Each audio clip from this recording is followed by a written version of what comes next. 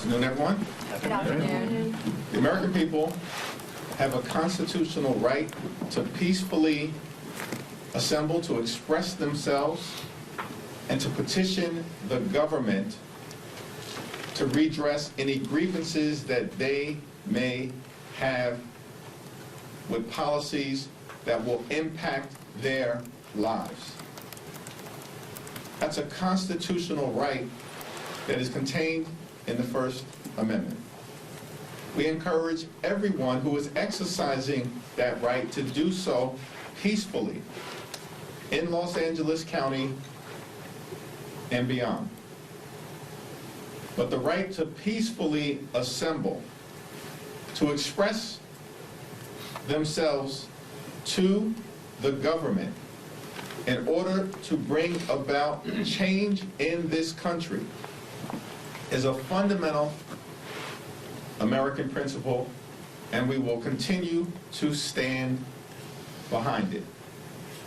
Thankful for the leadership of Governor Newsom and Mayor Bass in terms of managing a fragile situation that Donald Trump and the extreme MAGA Republicans are intentionally trying to inflame. They should be ashamed of themselves.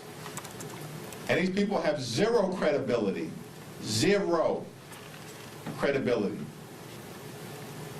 on the other side of the aisle when it comes to issues of law and order.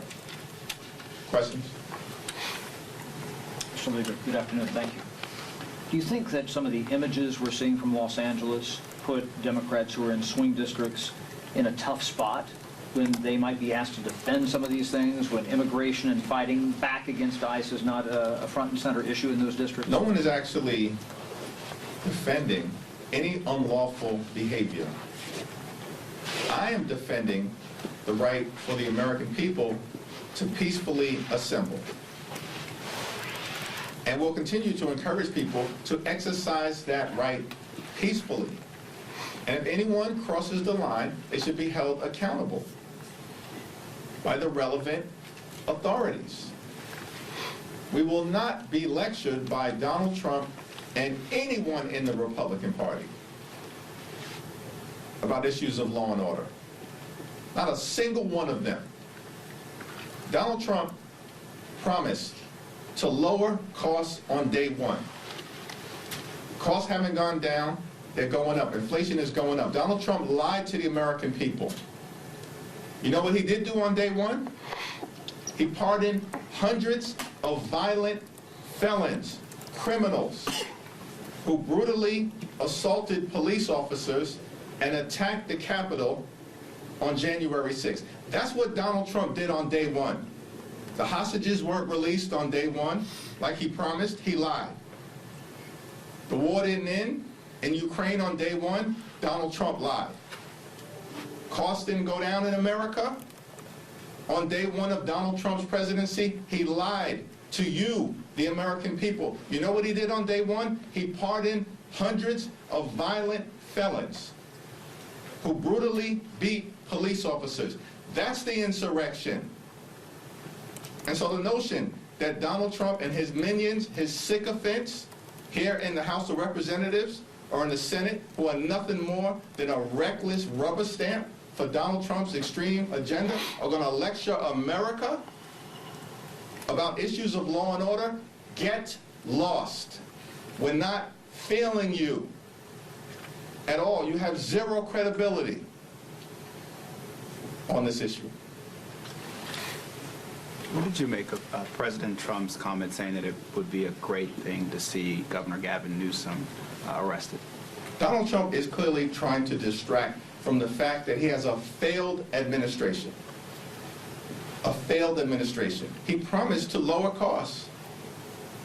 He promised to deal with inflation in America. Costs aren't going down. Life has become more expensive. The business environment is shaky. Small businesses are being forced to close. Our credit rating has been reduced. The bond market is reacting adversely to Donald Trump's erratic policies. The Trump tariffs are going to result in thousands of dollars of additional expenses per year on everyday Americans. Donald Trump and the Republicans are crashing the economy in real time and then driving us toward a recession.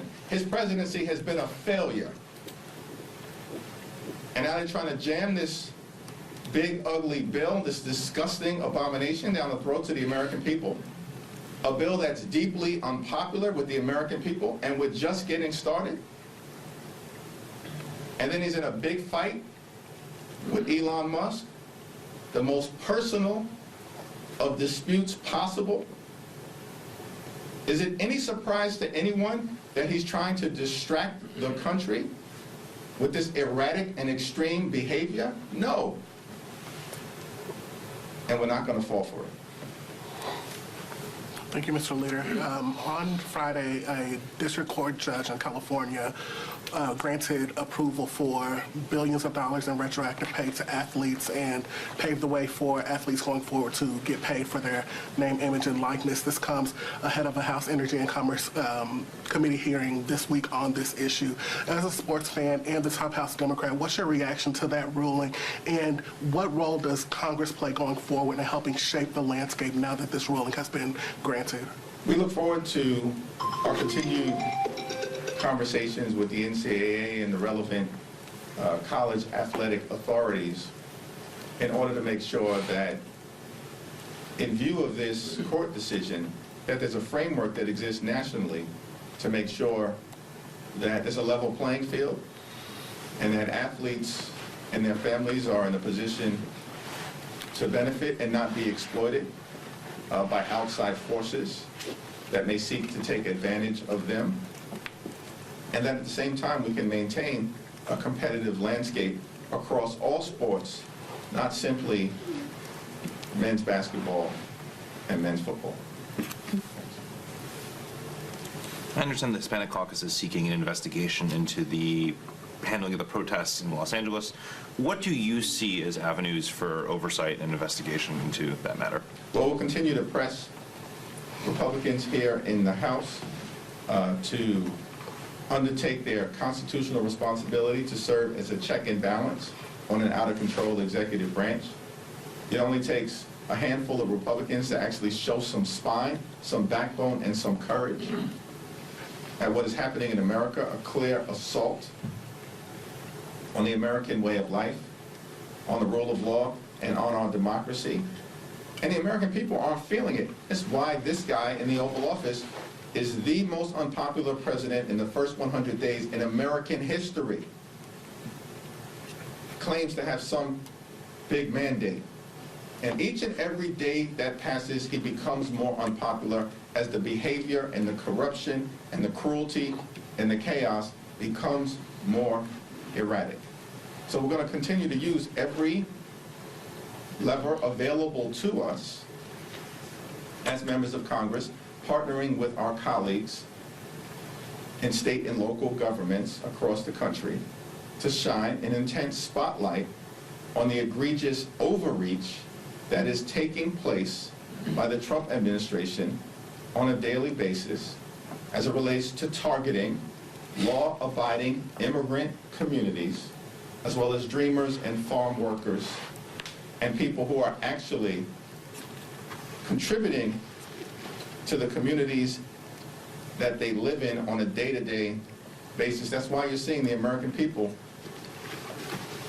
express their discontent with another lie that came from the Trump administration. Trump administration said that they were going to focus on targeting violent felons who should not be in this country. And that's something that we could have agreed with had that been the effort that was undertaken. Instead, Donald Trump and his administration are deporting American citizens, children with cancer, to countries that they've never lived in before. That's an assault on the American way of life. It's why this administration is collapsing in terms of popularity and public approval in real time. And this reckless bill, this out-of-control budget, this GOP tax scam, the one big ugly bill, the disgusting abomination that they're trying to jam down the throats of the American people, it's not going to make things better for everyday Americans. It's going to hurt everyday Americans. And the American people are rejecting it because it's designed to help extreme MAGA Republican billionaire donors. And that's unacceptable, that's unconscionable, and that's un-American. Second row. Thank you. So the Department of Homeland Security released some information about some of the individuals that were apprehended during ICE's raid in LA over the weekend, and some of those people were previously convicted of murder and sexual battery and cruelty to children, amongst many other crimes. You say that if they wanted to go after violent people, that's something you could agree on. So do you support ICE detaining illegal immigrants that have criminal histories and backgrounds? The Department of Homeland Security, under the leadership of the so-called Secretary Kristi Noem, is a complete and total embarrassment. And so anything that they put out should be scrutinized through that lens. Nonetheless, is that something that you would agree with going I made after? my statement on this issue, and we've been very clear that the deportation efforts of any administration should be focused on making communities safe and deporting violent criminals who are undocumented. So Elon Musk has gone on his social media network and appears to be endorsing the Trump administration's response, also deleting many of the posts from over the weekend, including the claim that Trump is named in the Epstein files. Do you think that we could be looking at greater influence again from Musk over the Trump administration, something that would warrant congressional scrutiny? Yeah, it's not clear to me. At the end of the day, our view of the whole sordid affair between Trump and Musk is that we're going to keep the focus on the disgusting abomination that is the GOP tax scam. The largest cut to health care in American history. Republicans are targeting the health care of the American people. More than 15 million Americans will lose their health care as a result of the GOP tax scam. Hospitals will close. Nursing homes will shut down. Tens of millions of Americans will pay increased premiums, co-pays, and deductibles, and people will die. That's a result of the one big ugly bill. That's disgusting that this is the Republican agenda.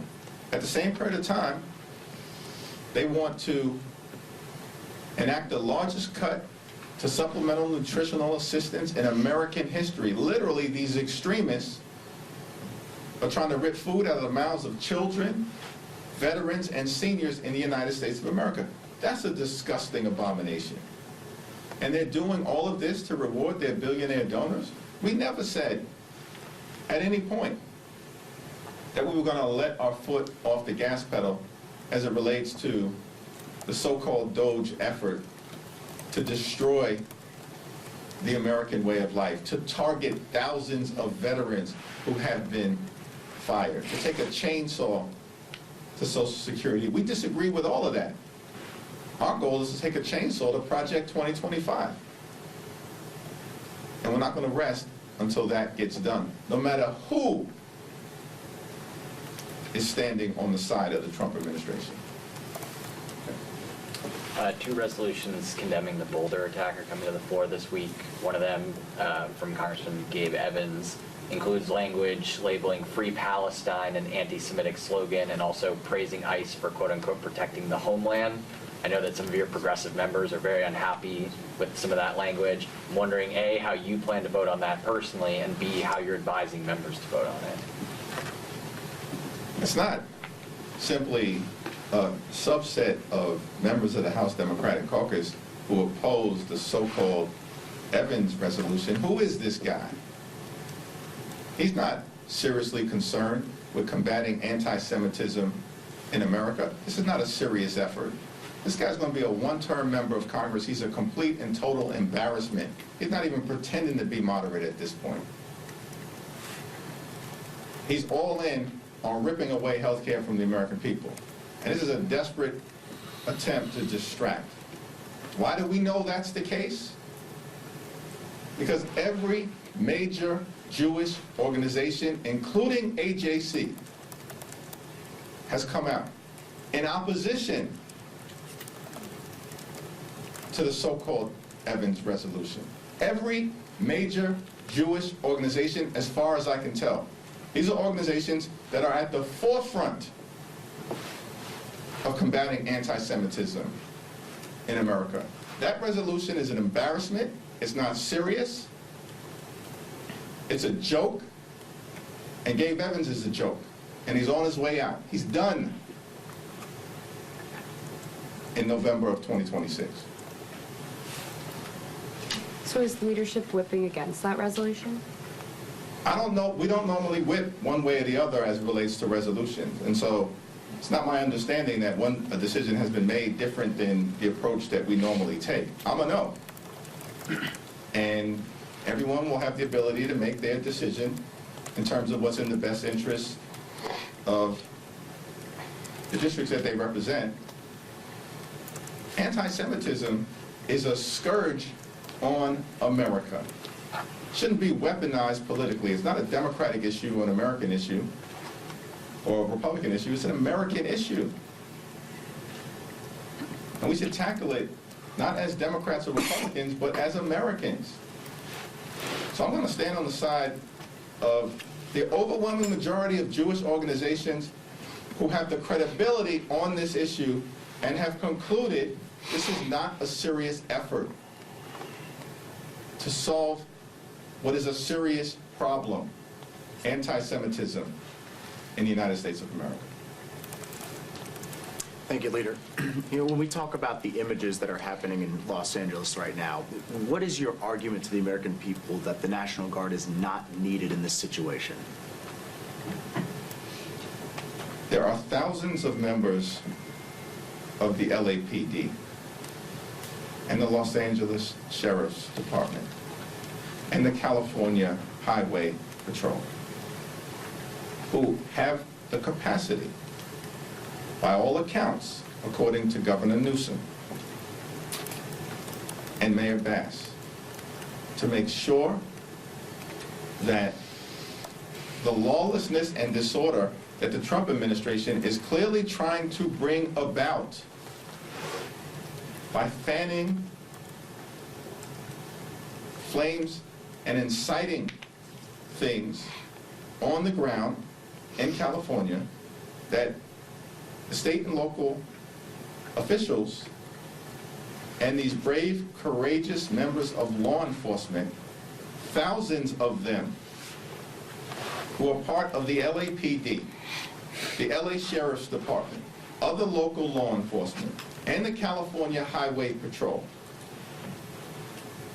seem to have the capacity to make sure that the situation is addressed, that peaceful protests are allowed to occur, and that lawbreakers are held accountable. The Trump administration has zero credibility on this issue. Really? I was here on January 6th. Donald Trump wasn't a leader on January 6th. He didn't send the National Guard to stop the violent mob that was brutally beating police officers in plain view for every single American to see. And this guy, who likely withheld the National Guard, he certainly didn't send them forward, is lecturing the country about law and order. And if this wasn't enough of a reason to dismiss his credibility on any of these issues, on his first day in office, Donald Trump pardons hundreds of violent felons, some of whom have gone back to their communities all across America and recommitted crimes against everyday Americans. Give me a break. We're not feeling you, particularly as it relates to this issue. Donald Trump and all of these minions who support him, the sycophants, the extremists, have zero credibility on this issue. Republicans have become the party of lawlessness and disorder. Thank you, Mr. Leader. You said that you could find common ground on removing dangerous felons from the country.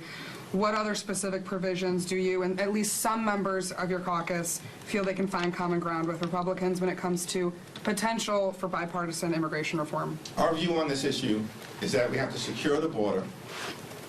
We have a broken immigration system that should be fixed in a bipartisan and comprehensive way. And at the same time, we need to defend dreamers and farm workers and law-abiding immigrant families.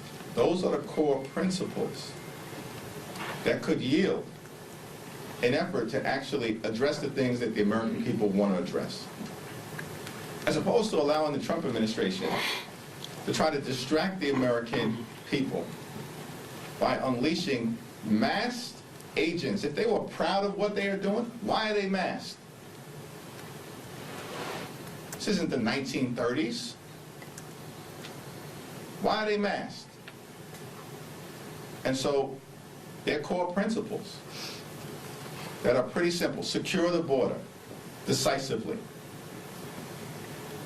We supported legislation that was negotiated. It was the toughest border security bill to emerge from Congress in modern American history, and Donald Trump killed it. These people have no credibility on the issues that they claim to stand for. It's all a distraction because their agenda to try to rip health care away from the American people. They're blowing up the economy, totally mismanaging it. The American people know it. This is why his approval ratings have collapsed in general and specifically on the economy.